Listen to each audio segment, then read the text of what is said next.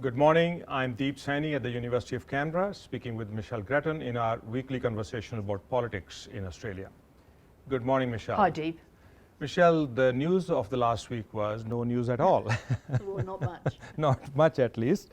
It is, so to speak, all quiet on the parliamentary front. There is this apparently a sense of new normal in the parliament, where it seems like that Scott Morrison is trying to conduct business of the country in a different way, at a slower pace.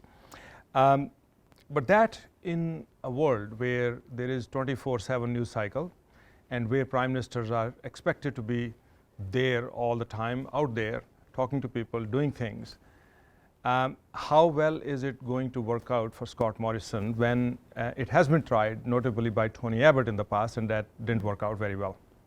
Well, I think that Scott Morrison has a lot of authority at the moment, of course, from the election win, and he believes in disciplining the team, and he's essentially saying to his ministers, stick to your own portfolios, because what happens with the 24-hour cycle is that on the news channels, ministers go on and they're asked not just about their own patch, but everything that's moving that day.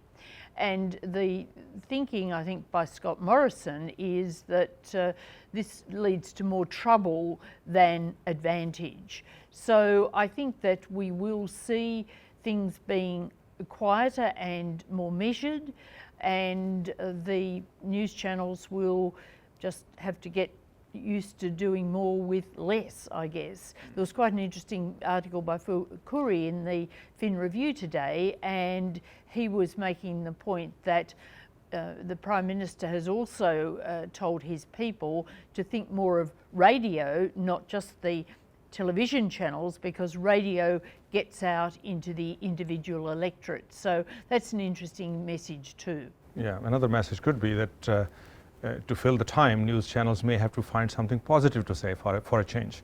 That'd be a bit radical. That would be radical, wouldn't it?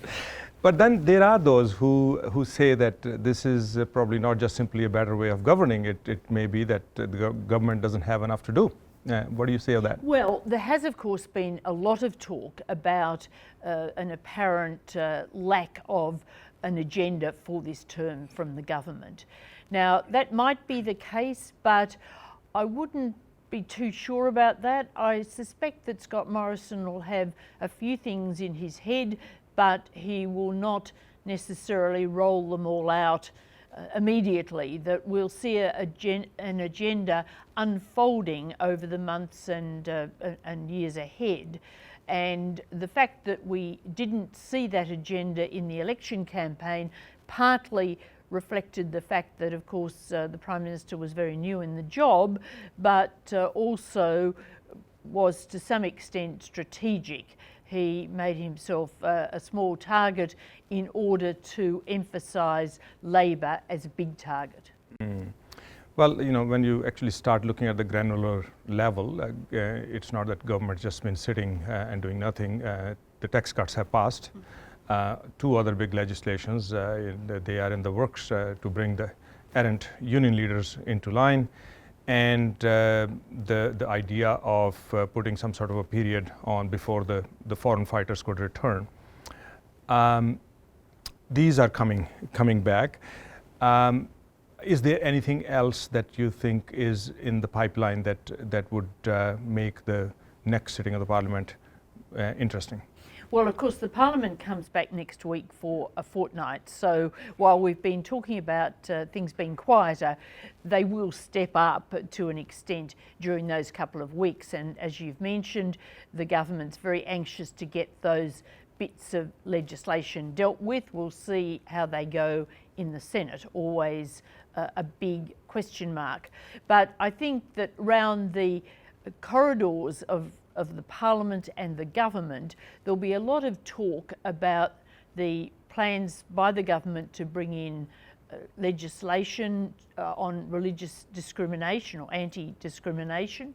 That is not, the actual legislation is not immediately coming in, but it is being discussed among backbenchers. Backbenchers have been briefed on the details, and that's really a hornet's nest of issues.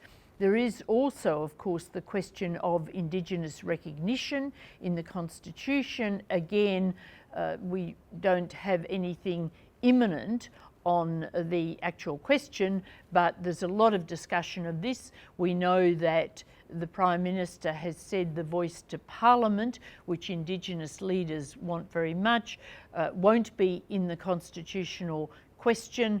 There's pushback on that.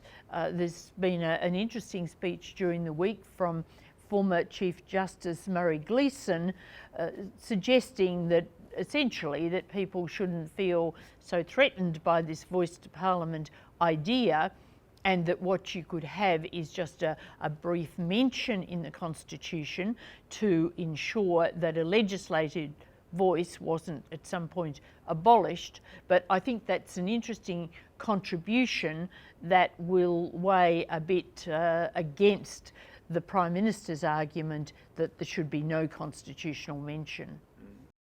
Speaking of the Prime Minister, he is heading to Washington in September at the invitation of Donald Trump, and it's been announced that there'll be a state dinner in his honour. First time since 2006 when John Howard got a state dinner. That's right, yeah. So some would say that Scott Morrison is Trump's new bestie. Indeed, Yeah, and we saw that, of course, at the G20 when the President put on a dinner in the sidelines of that meeting for the Prime Minister. Yeah, and being Trump's friend comes at a cost. It is a difficult act to balance. How well do you think Scott Morrison is going to have to balance it, and he's capable of doing so?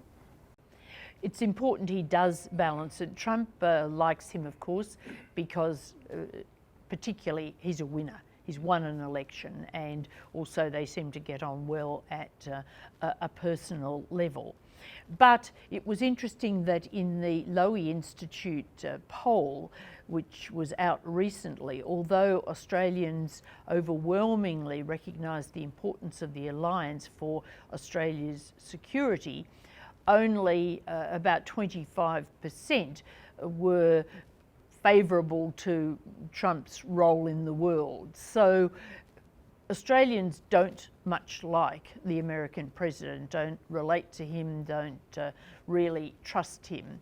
And I think that Scott Morrison has to take into account that he's dealing with a very unpredictable character, and he just has to be careful. One observer, one defence expert said he needs to take a long spoon when he goes to Washington. And of course, given the situation, the escalating situation in the Middle East, that is more important than ever. Of course, September is still a way away, and the Middle East, the Iran situation is heating up very quickly, so that might come to a head before that. But if the Americans got into military action there very likely would be a request for an Australian presence.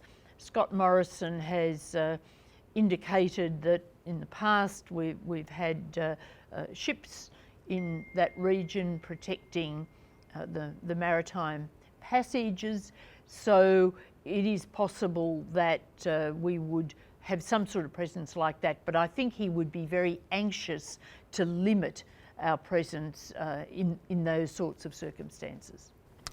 All right, we'll wait and see how that pans out.